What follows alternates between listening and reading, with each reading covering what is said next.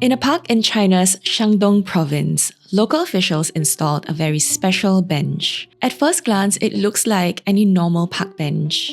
It's a place to rest, relax, enjoy your surroundings. But sit too long and the bench comes alive. Metal spikes will quietly rise from the seat, poking into your legs. It starts gentle and then a bit more urgently. The only way to stop it is you have to insert more coins. Call it pay per minute seating. Run out of coins, get the spikes. An actual system designed to keep people from hogging public benches all day. Local officials defended the bench, saying it was a fair way to keep public spaces shared. After all, public benches are limited, and in an overcrowded city, you can't let people monopolize them for hours. The system was praised by some for its clever solution to urban crowding. Others saw it as yet another example of China's uniquely controlling government, blending surveillance, micromanagement, and even a touch of cruelty.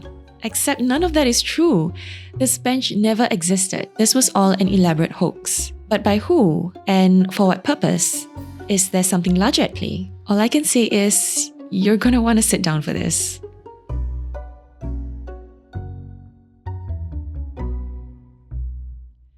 Quick disclaimer before we dive in, everything discussed in this video is based on publicly available information, archive reports, and investigative work originally uncovered by the Internet Reviewed, who inspired us to go digging into this bizarre but fascinating story. We're here to present the research for educational and commentary purposes. Now, let's get into it. In 2010, a strange story began circulating online on a UK-based website. In Yantai Park, located in China's Shandong province, local authorities had installed coin-operated park benches. Now, these weren't just any benches. The report claimed that if you didn't keep feeding coins into this bench, small spikes would rise up from the seat and poke you, literally forcing you to pay or stand. Sources reference an alleged quote from a Chinese park official who reportedly said, "We have to make sure the facilities are shared out evenly, and this seems like a fair way to stop people from grabbing a bench at dawn and staying there all day." Now, it had everything people love in a viral headline: weird, dystopian, and a bit absurd. On social media, the reaction was immediate and not surprising.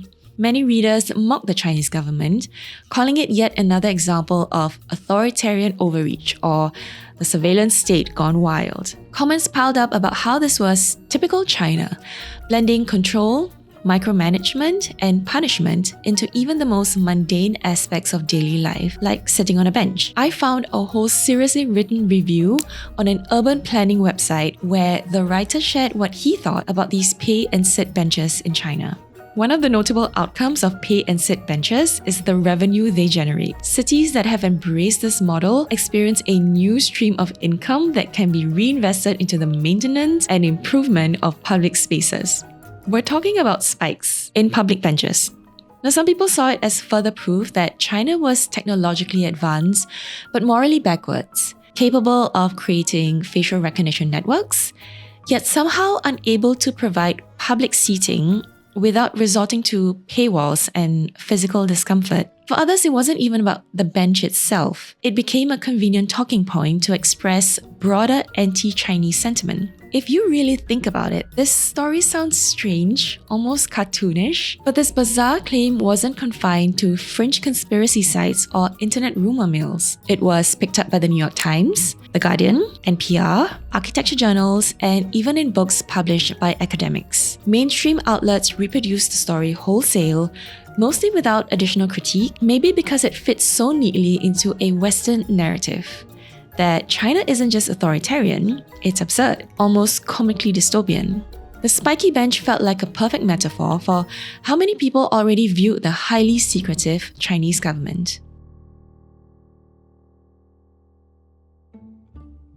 But one writer, the creator of the Internet Reviewed, Kirsten Drisdale, got suspicious. She was originally researching park benches for an article on urban design, and she shared that every time she encountered this story, something didn't sit right. She tried to track down actual photos of these benches in Yantai Park. There were too many red flags. No original photos, no first-hand accounts from people who had actually seen or used the bench in China, and no clear reporting from reputable Chinese or international sources who could verify its existence. Yet somehow, major Western media outlets had no issue repeating the same story. Instead, what kept popping up were photos of a German art installation by artist Fabian Brunzing. Back in 2008, Brunzing had built an experimental bench called Pay and Sit, the private bench, designed to comment on the commercialization of public spaces. That bench had the coin slot and the spikes, but it was a piece of art, not public infrastructure.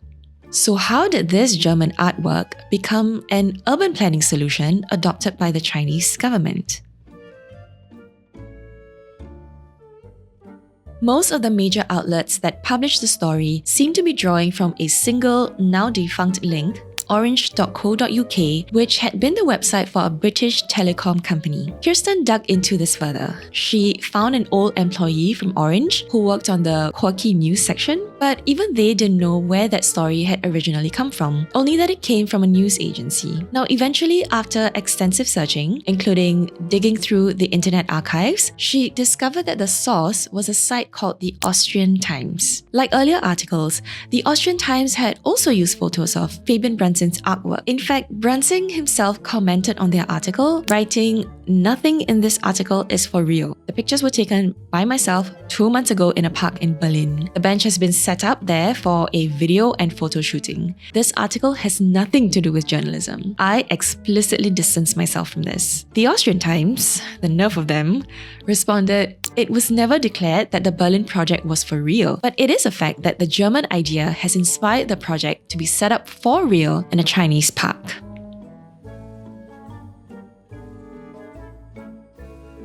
Digging even deeper, the trail led to a British agency called Central European News, or CEN, owned by a man named Michael Liedig. Now, CEN allegedly specialized in selling quirky, offbeat international stories to major Western outlets hungry for viral, attention-grabbing headlines. Stories like Romanian man marries his pet goat, Chinese police deploy geese for crowd control.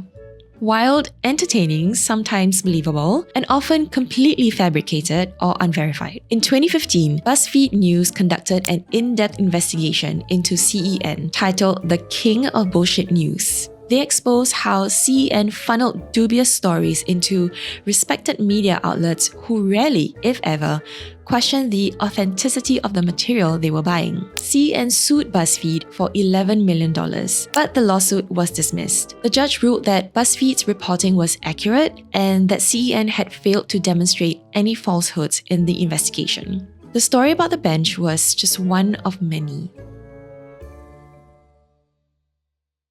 Let's pause here for a second because that quote from the supposed Chinese park official about preventing people from grabbing a bench at dawn and staying all day might sound oddly familiar to you. In fact, similar reasoning has been used around the world to justify what's known as hostile architecture or defensive design. These are design features meant not just to organize public spaces, but to discourage certain groups, in particular the homeless, from using them. In many cities, you'll find public benches with extra armrests installed, not for comfort, but to prevent anyone from lying down. Some have added slanted surfaces, spikes embedded in flat surfaces, or even anti-sleep dividers on window ledges. For example, in London, some store entrances and building ledges have metal studs installed to deter anyone from sleeping on the streets. In Paris, concrete blocks were installed by a canal as part of an effort to push the homeless out of the city before the Olympics. In cities like San Francisco, New York, you'll find public benches with dividers or intentionally curved designs that make lying down impossible. Even in Singapore, you might have seen benches in our public spaces that are often designed without backrests or with metal dividers, features that observers say make public spaces less welcoming to the homeless.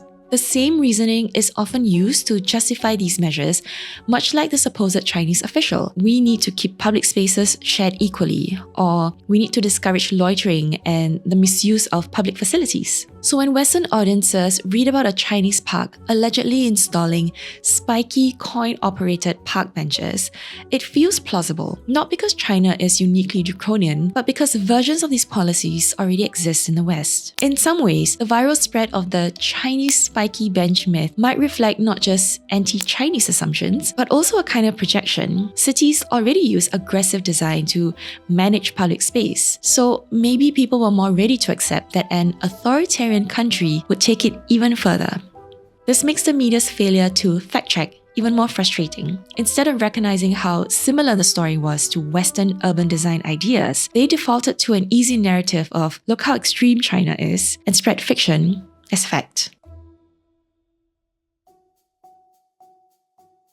This isn't an isolated case. The media, not just tabloids, but serious respected outlets, like we've seen with the bench, have repeatedly fallen for sensational but completely false stories. In their rush to break news or chase viral headlines, even major publications have published hoaxes as fact, often without proper verification. Some of these stories are planted by pranksters or performance artists. Others emerge from online forums or social media, gaining traction before journalists step in. And once a story makes it to air or print, it gains legitimacy, even if it's entirely made up. For example, the baby incubator lie in 1990. In the lead up to the Gulf War, a 15-year-old Kuwaiti girl gave testimony before a US congressional committee. I was the youngest volunteer. The other women were from 20 to 30 years old. While I was there, I saw the Iraqi soldiers come into the hospital with guns. They took the babies out of the incubators, and left the children to die on the cold floor. The story shocked the world, and soon after, major news networks ran with it. Politicians, including President George H.W. Bush, cited it as justification for military intervention in Iraq. But months later, the truth came out. The girl was not just any eyewitness, she was the daughter of Kuwait's ambassador to the US. And the entire story had been fabricated by a PR firm, Hill & Knowlton, which was hired by the Kuwaiti government to sway American public opinion in favor of war. No hospital records or credible witnesses ever backed the claim. It was one of the most infamous examples of media manipulation, a lie that helped push a country into war. Or in 2016, when the Pope endorsed Trump. In the heat of the 2016 US presidential election, a viral story made waves online. Pope Francis had officially endorsed Donald Trump for president. The headline was explosive and quickly spread across social media, getting picked up and referenced by various blogs and even some traditional media outlets.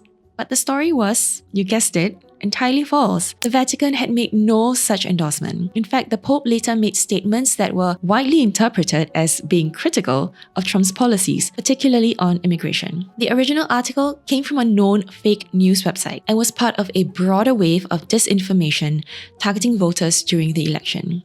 Okay, this one's even more ridiculous. In 2012, headlines exploded with a bizarre claim. North Korea had discovered the lair of a unicorn, aka a place where a unicorn lives. Major news outlets around the world picked up the story, using it to mock North Korea's propaganda and eccentric claims. It seemed like yet another example of the regime's over-the-top mythology. But the truth was far less fantastical. The original announcement from North Korean archaeologists referenced a site tied to a legendary creature from Korean folklore, not a literal unicorn. The term used in Korean was mistranslated, and the story was sensationalized as it moved through international media. There are also other viral myths, like the infamous Chinese social credit system that supposedly assigns every citizen a personal point score and punishes them if they misbehave, don't pay debts, or jaywalk. It's a sensational idea that even I believed, that sparked global headlines and public panic, eerily similar to the Black Mirror episode Nosedive, where a woman spirals into social ruin because of a society governed by user ratings. The reality? China has implemented scattered pilot programs, mostly on a local hierarchical level, many tied to financial creditworthiness rather than personal behavior. There's no unified national system where everyone walks around with a visible citizen score. But that didn't stop headlines from running wild with dystopian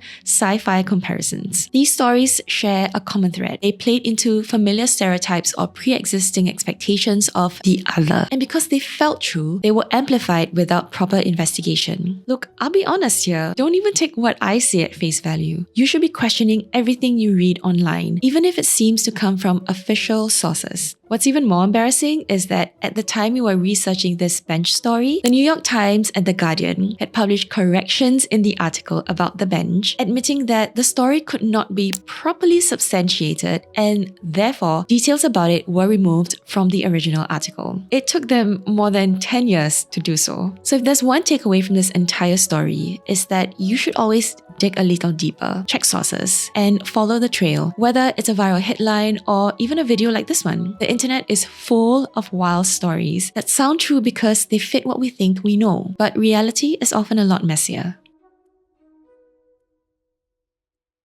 The story of the bench might seem minor. Sure, it's not likely going to start a war or change global policy, but it's a great example of how fake news spreads and why people believe it. Part of the reason this story went viral is because it fit what people already assumed about China. It played into the idea that China is cold, strict, and obsessed with control. The idea of benches with spikes that punish people for sitting too long sounded believable, even if it wasn't true. And that's how a hoax works. It doesn't need to be accurate, it just needs to feel like it could be true. And it's not just Western media or audiences that fall for stories like this. We've seen it happen in Singapore too. Just this year, a fake story claimed that Singapore had launched the world's first floating prison. An edited image showed a modified ship that looked like a prison facility. It was shared on social media and Reddit, and people began speculating about harsh punishment and high-tech surveillance. The Singapore Prison Service had to step in and clarify that the image was fake and no such prison existed. There was also a wave of fake news during COVID. One viral post claimed that the Ministry of Health had done autopsies on vaccinated people and discovered that COVID-19 was caused by bacteria, not a virus. Another post falsely said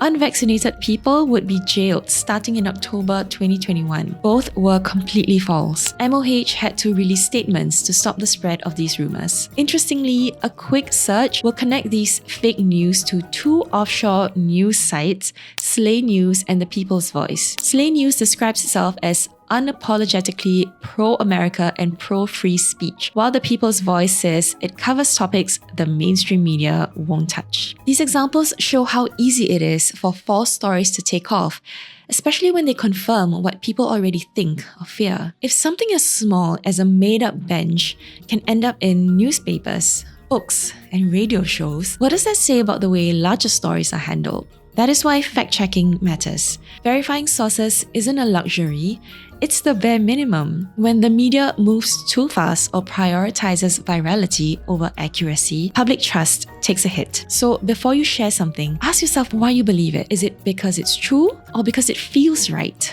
Or it confirms what you already believed? If you found this story helpful or interesting, please subscribe for more. And let me know in the comments if there are other media hoaxes you'd like us to cover. Thank you for watching. Stay curious, ask questions, and double check before you hit share. This was Side Notes. I'll see you in the next one.